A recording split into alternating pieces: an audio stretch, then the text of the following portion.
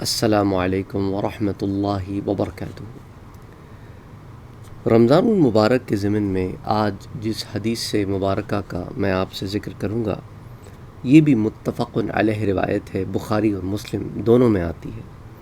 حضرت سہل بن سعد رضی اللہ تعالی عنہ اس کے راوی ہیں، روایت کرتے ہیں کہ حضور اکرم صلی اللہ علیہ وآلہ وسلم نے ارشاد فرمایا، ان فی الجنۃ بابا، جنت میں ایک دروازہ ہے، یقال لہ الریان، جسے ریان کہا جاتا ہے۔ قیامت کے دن روزے دار اس میں سے داخل ہوں گے اور ان کے سوا اس دروازے سے کوئی داخل نہ ہوگا۔ اب آپ اس سے اندازہ کریں، آپ کہیں جائیں اور وہاں پر آپ کے لیے ایک خاص پروٹوکول ہو جو دوسروں کے لیے نہ ہو، یا سرٹن گروپ آف پیپل کے لیے، سرٹن کیٹیگری کے لوگوں کے لیے ایک خاص پروٹوکول ہو جو دوسروں کے لیے نہ ہو، کہ آپ کے لیے یہ اہتمام ہے اور دوسروں کے لیے نہیں ہے، تو آپ کو کیسا فیل ہوتا ہے؟ اچھا فیل ہوتا ہے نا؟ آپ کو لگتا ہے یار کتنی عزت دی گئی ہے ہمیں وہ چیز دی گئی ہے جو بہت سارے دوسرے لوگوں کو نہیں دی گئی۔ تو اس طرح کا ایک احساس اس دن بھی ہوگا روزے داروں کو، کہ جنت میں جانے کے لیے ہمارے لیے خاص اہتمام ہے، ہمارے لیے خاص انتظام ہے۔ اور خاص طور پر اب دیکھیں نا، ایک جمع غفیل میں سے خاص لوگ چل کے آ رہے ہیں، کہا کہ بھئی آپ اس دروازے سے جائیں، اور خاص یہ اہتمام بھی ہو کہ اس دروازے سے کوئی اور داخل نہیں ہوگا سوائے روزے داروں کے۔ ایک اللہ تعالیٰ کی طرف سے اہتمام ہے، تو اسی لیے اس کی طرف میں آپ کا جو ہے وہ تو اس لیے اللہ تعالیٰ نے یہاں پہ اپنے پیارے رسول صلی اللہ علیہ وآلہ وسلم کے ذریعے ہم تک اس پیغام کو پہنچایا کہ یہ خاص انتظام روزے داروں کے لیے، تو روزہ رکھنے والوں کی ایک اس دن شان ہوگی۔ بہرحال روایت آگے چلتے ہیں، تو لا يدخل منہ احد غیرہم، ان کے سوا اس دروازے سے کوئی داخل نہ ہوگا۔ یقال این الصائمون، صرف یہی نہیں، ایک اعلان کرنے والا اعلان بھی کرے گا کہ کہاں ہے روزے دار؟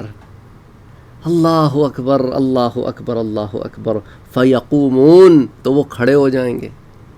اب آپ آئے نا، دیکھیں جیسے بچے تھے، کلاس روم میں سارے بچے بیٹھے ہوتے تھے، باہر سے کوئی آتا تھا اور کہتا تھا کہ بھئی فلاں بچہ کون ہے، وہ بچہ کھڑا ہو جائے کلاس میں، اور اس کے بعد کہا جائے کہ بھئی آپ کے لیے یہ انعام بھیجا گیا ہے، یا آپ کے لیے یہ اہتمام ہے۔ تو اب آپ دیکھیں نا، وہ بچہ کھڑا ہے، سارے بچوں میں ایک امتیاز ہو جاتا تھا نا، ممتاز ہوتا تھا۔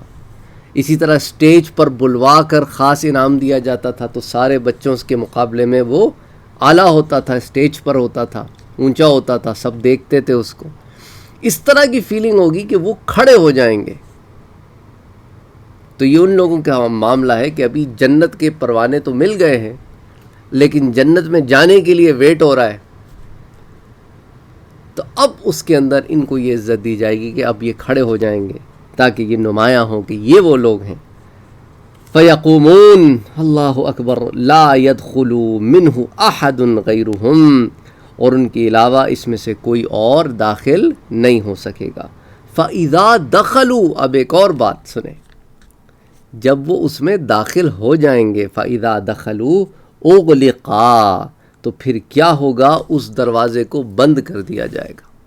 دیکھیں، اس کو آپ یوں سمجھیں کہ کہیں کوئی خاص دعوت ہو نا، وہاں پہ جب بلایا جائے مہمانوں کو، تو وہ ایک تو صرف جن کے پاس وہ کارڈ ہوگا کہ آپ کو مدعو کیا گیا ہے، آپ کو انویٹیشن ملا ہے، وہ داخل ہوں گے، اور ان لوگوں کے داخل ہونے کے بعد جو لسٹ میں ہے وہ دروازہ بند کر دیا جاتا ہے۔ اس کے بعد کوئی آئے گا تو وہ کہے گا بھائی آپ کا نام لسٹ میں ہی نہیں، آپ نہیں جا سکتے اندر۔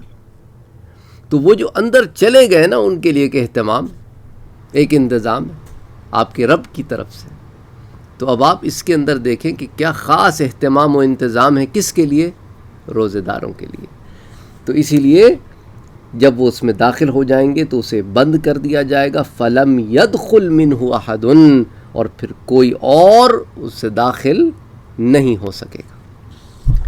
تو اس روایت کو امام بخاری نے الصحیح میں کتاب الصوم میں روایت کیا ہے، باضابطہ باب قائم کیا ہے الریان للصائمین۔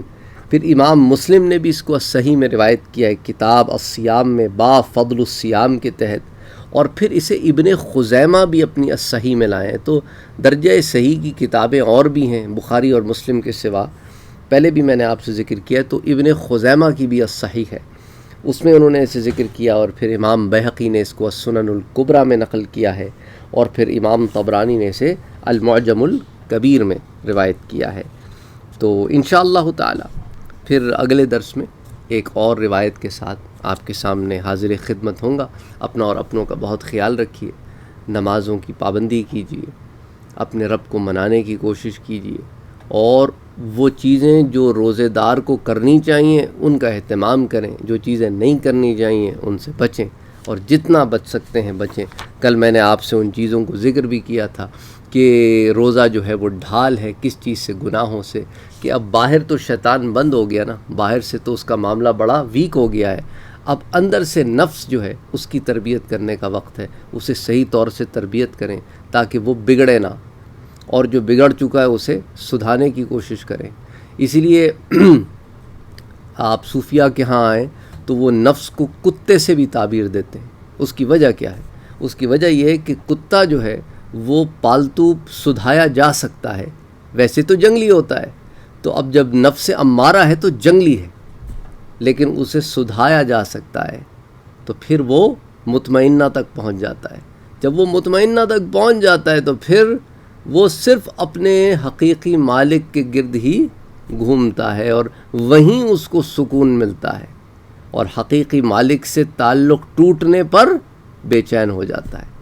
تو بس اسی لیے جو ہے صوفیہ کے ہاں اسے یوں کتے سے تعبیر کیا جاتا ہے، ایک لفظ ہے، اس سے مطلب یہ ہے اس کا کہ تو کتے جیسا حقیر ہے، پر اگر تیری تربیت ہو جائے تو وفادار ہو جائے گا، جب وفادار ہو جائے گا تو پھر تیرا معاملہ وہی ہوگا جیسے اصحاب کہف کے کتے کا تھا، کہ وہ وفا میں بیٹھا رہا غار کے دہانے پر، تو یوں تیرا نفس بھی بیٹھا رہے گا تیرے دل کے غار کے دہانے پر، اور کسی گناہ کے آتے ہی اس گناہ کو ڈرا کے بھگا دے گا۔